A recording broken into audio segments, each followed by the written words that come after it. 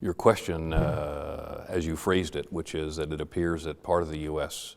government favors the UN solution, Sarraj, in Tripoli, versus what appears to be now the president lining up with the strongman, Haftar.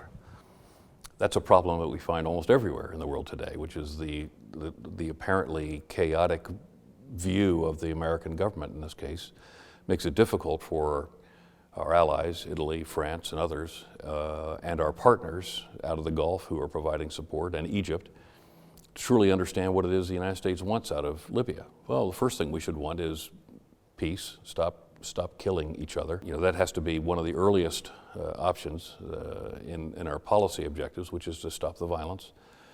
And the second is to support what the UN believes, and I strongly believe that we should be supporting the UN position on this, what the UN believes is the best pathway forward, which is to create opportunities for peace initiatives at some point with an election that creates the opportunity for the reunification of Libya. But we also have to be realistic, and here ISPI has done some really good work on this, which is to, and Italy of course has deep historical ties into Libya like almost no one else does, and so recognize that the country is basically three major regions.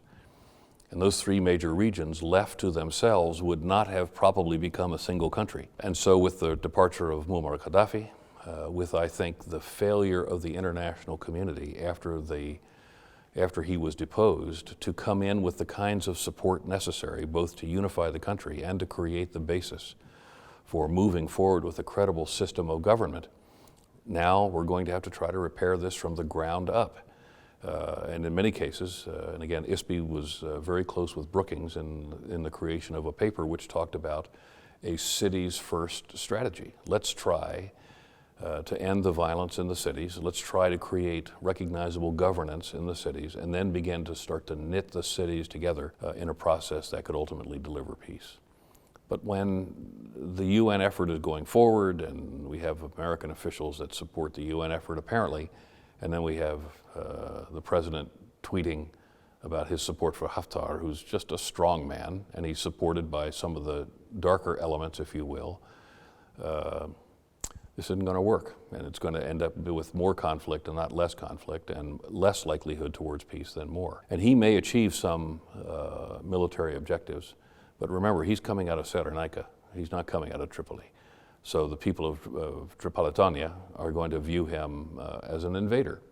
And he may well defeat elements on the ground, militia elements on the ground in Tripoli, but that will not be a permanent solution.